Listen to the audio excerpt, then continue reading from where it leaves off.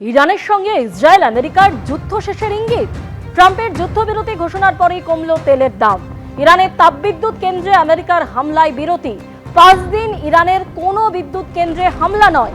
2 দিন ধরে ইরানের সঙ্গে সদর্থক আলোচনার দাবি ট্রাম্পের ঘোষণার পরই এক ধাক্কায় 10% কমল তেলের দাম। ব্যারেল প্রতি অপরিশোধিত তেলের আন্তর্জাতিক দাম কমল 10%।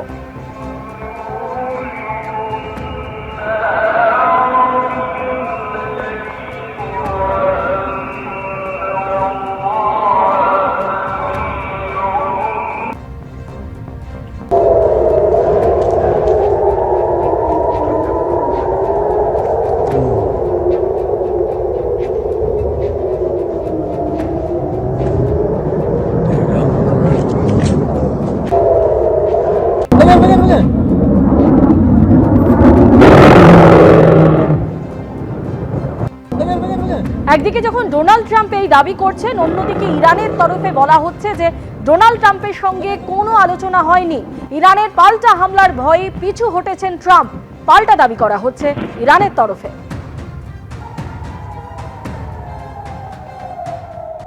চিংড়িঘাটার মেট্রোর কাজ নিয়ে আপনারা জানেন দীর্ঘদিন ধরে টানাপোড়েন চলছে। আজকে সর্বোচ্চ আদালত কি বলল জানাবো আপনাদের। সুযোগ দিচ্ছি, হয় মামলা তুলে নিন, না হলে খারিজ করে দেব।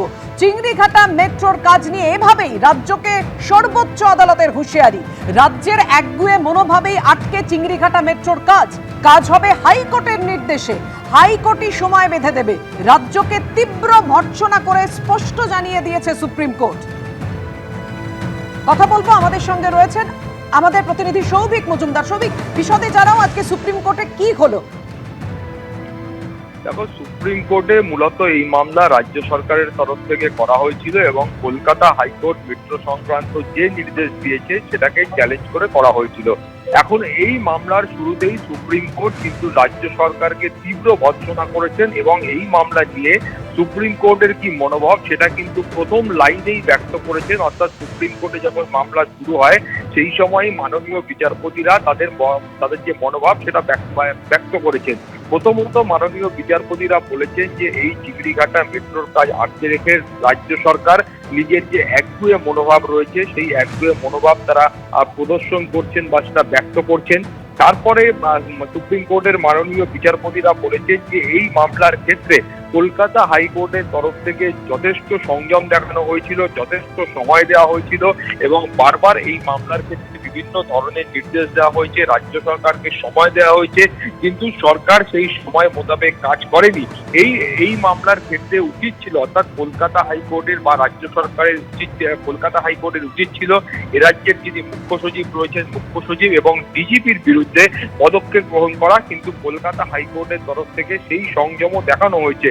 এবং এখানে আরো বলা হয়েছে যে এখানে আসলেই কোনো ধরনের কোনো সমস্যা নেই, অর্থাৎ মেট্রোর কাজের ক্ষেত্রে যে সমস্যার কথা বলা হচ্ছে সেখানে কোনো ধরনের সমস্যা নেই। এই মেট্রোর কাজ নিয়ে অহেতুক রাজনীতিকরণ করা বলে সুপ্রিম কোর্টের তরফ থেকে মনোভাব ব্যক্ত করা হয়েছে।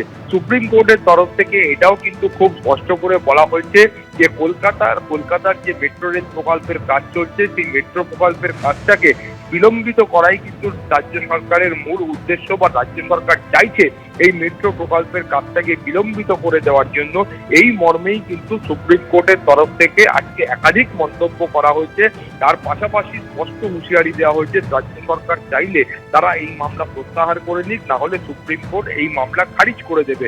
তোমাকে বলে রাখবো যে এই মামলার যখন কলকাতা হাইকোর্টে এসে পৌঁছয় সেই সময় মামলাকারীদের মূল বক্তব্য ছিল যে চিংড়িঘাটার কাছে যে 366 মিটার মতো এলাকা রয়েছে সেই এলাকায় কিছুটা কাজ বাকি রয়েছে এবং সেখানে প্রায় 3 দিন যান নিয়ন্ত্রণ করতে পারলে, সেটাও রাত্রিবেলা যান নিয়ন্ত্রণ করতে পারলে সেখানকার কাজ সম্পূর্ণ হয়ে যাবে এবং একটা বড় অংশের মেট্রোর কাজ কিন্তু চালু হবে। কিন্তু তারপরেও তুমি জানো যে সেই কাজ চালু হয়নি। আরবিএনএল অর্থাৎ যারা এই মেট্রোর কাজ করছেন তাদের বক্তব্য ছিল তারা রাজ্য সরকারকে এবং পুলিশ প্রশাসনকে বারবার সময় চেয়েছেন এবং যান নিয়ন্ত্রণ করতে বলেছেন, কিন্তু সেই কাজ সম্পূর্ণ হয়নি। তারপর তারা কলকাতা হাইকোর্টে আসেন। কলকাতা হাইকোর্টের নির্দেশে একাধিকবার মিটিং হয়, কিন্তু সেই মিটিং এর পরেও কার্যত কোনো কাজ হয়নি। একদমই, ধন্যবাদ তোমায়। অর্থাৎ চিংড়িঘাটায় মেট্রো প্রকল্পের কাজে রাজ্যের একগুঁয়ে মনোভাব, কাজ আটকে রেখে একগুঁয়ে মনোভাব দেখিয়েছে রাজ্য। এভাবেই আজকে হুঁশিয়ারি এবং কড়া মন্তব্য সর্বোচ্চ আদালতে। আপনারা দেখতে পাচ্ছেন যে অংশটি অর্থাৎ 366 মিটার অংশের কাজ চিংড়িঘাটায় আটকে রয়েছে রাস্তা বন্ধ করে কাজের অনুমতি না পাওয়ার জন্য। আপনাদের সামনে রেখেছি,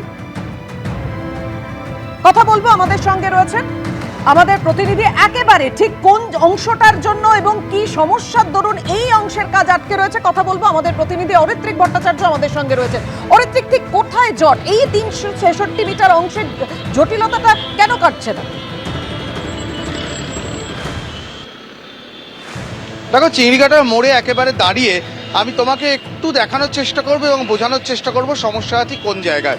বাইপাস দিয়ে আসছিল লাইনটি গড়িয়া থেকে এয়ারপোর্টের দিক, ঠিক এই জায়গায় এসে তুমি দেখতে পাবে যেখানে এই বড় মেশিন রাখা রয়েছে এই অবধি কাজ এসে থমকে রয়েছে, অর্থাৎ গার্ডার বসানোর কাজ এখানে কিন্তু আটকে রয়েছে। এবার আমরা তাকাবো হচ্ছে বাইপাসটার দিকে, বাইপাসের দিকে যদি এবার আমরা তাকাই, আমি আমার সহকর্মী শান্তনুকে দেখাতে বলবো এখানে শুধুমাত্র পিলার তৈরি হয়েছে কিন্তু এই গার্ডারটা নেই, এবং এই অবস্থাতেই কিন্তু পিলারগুলো আস্তে আস্তে তুমি দেখো চিংড়িঘাটা ফ্লাইওভারের ভেতর দিয়ে এই সল্টলেকের দিকে সেক্টর 5-এর দিকে ঢুকে যাচ্ছে। এবার মূল বিষয়টি হচ্ছে এই যে অংশটায় কাজ করা সম্ভব হচ্ছে না সেটার দৈর্ঘ্য হচ্ছে 366 মিটার, আর নিউ গড়িয়া থেকে এয়ারপোর্ট যে গোটা অংশটি সেটি হচ্ছে 29.87 কিলোমিটার, অর্থাৎ ধরে নেওয়া যায় প্রায় 30 কিলোমিটার। এই 366 মিটার কাজ হচ্ছে না বলেই গোটা 30 কিলোমিটার মেট্রো চালু করতে এখনো সমস্যা রয়েছে, এমনটাই কিন্তু মেট্রো কর্তৃপক্ষ জানাচ্ছেন। এবার কেন সমস্যা? এইবার চিংড়িঘাটার রাস্তাটা দেখি, যদিও এটা দুপুরবেলা এই সময় ট্রাফিক কম, কিন্তু যা দেখা যাচ্ছে যে এখনো পর্যন্ত গাড়ি ফ্লো যথেষ্ট বেশি আছে। অফিস টাইমে এই গাড়ি ফ্লো বাড়ে, বিশেষ করে যেদিকে আমাদের ক্যামেরা এই মুহূর্তে রয়েছে এটা কিন্তু সেক্টর 5-এর দিক থেকে বেরোনোর রাস্তা, এই জায়গায় একটা যানজট হয়। কিন্তু আরভিএনএল এর যেটা যুক্তি, তারা কিন্তু ট্রাফিকের যে সময় সেই সময় তারা কাজ করতে চাইছেন না। তারা বলছেন দুখানা সপ্তাহান্ত তাদের দিতে হবে, শুক্র শনি রবি, দুখানা শুক্র শনি রবি রাত্রিবেলা তারা এই কাজটা করবেন। কিন্তু বিভিন্ন সময় বিভিন্ন কারণে কলকাতা পুলিশ সেই যে ছাড়পত্র সেটা বারবার দেয়নি। অবশেষে 2025 জুলাই মাসে একটি পিআইএল হয় হাইকোর্টে, এবং তারপরে কিন্তু একাধিকবার হাইকোর্টের নির্দেশে সব পক্ষ কিন্তু আলোচনায় বসে। সম্ভাব্য দিন ধার্য হয় একবার নভেম্বরে, সেখানেও কিন্তু ছাড়পত্র দেওয়া হয়নি। তখন পুজো, কালী পুজো, এই যুক্তিগুলো কলকাতা ট্রাফিক পুলিশের তরফ থেকে দেওয়া হয়েছিল। পরবর্তী সময় দেখা যায় যে উৎসবের সময় আরও বাড়ে, বড়দিন বা ডিসেম্বরে ফেস্টিভ্যাল চলে, ওই উইকেন্ডগুলোয় বেশিরভাগ সময় দেখা গেছিলো কলকাতায় বেশ কিছু ম্যারাথন ছিল, সেটার জন্য কারণ দেখানো হয়। ভারত সাউথ আফ্রিকার একটি ম্যাচ ছিল একটি সপ্তাহান্তে, সেখানেও অতিরিক্ত সিকিউরিটির প্রয়োজন। বিভিন্ন কারণ চলতে থাকে এবং শেষ পর্যন্ত হাইকোর্ট কিন্তু একদম নির্দিষ্টভাবে একটি দিন বেঁধে দেয়, কিন্তু সেই দিনেরও কাছাকাছি মাধ্যমিক শুরু হয়ে যাচ্ছিল। এই যুক্তিতে কিন্তু তখনও ছাড়পত্র দেওয়া হয়নি। অবশেষে রাজ্য সরকারের তরফ থেকে সুপ্রিম কোর্টে যাওয়া হয় এবং বলা হয় যে এই সমস্যা হচ্ছে। আজকে তার নির্দেশ, যেটা সৌভিক বিস্তারিতভাবে পড়ে শোনালো। তবে যেটা বলে রাখা দরকার যে এই অরেঞ্জ লাইন অর্থাৎ নিউ গড়িয়া থেকে এয়ারপোর্ট, যেটা প্রাথমিকভাবে কিছুদিন আগেও ডেডলাইন ছিল ডিসেম্বর 2026, ইতিমধ্যেই যেটা জানা যাচ্ছে যে এখন আজকে থেকেই যদি এই কাজ শুরু করতে দেওয়া হয় তাহলেও শেষ হতে 2028 শেষ হয়ে যাবে। এখনো যেহেতু সেই ছাড়পত্র মেলেনি, কবে এই কাজ হবে সেই নিয়ে কিন্তু অনিশ্চয়তা রয়ে যাচ্ছে। একেবারেই, ধন্যবাদ তোমায়। এবিপি আনন্দ, এগিয়ে থাকে, এগিয়ে রাখে।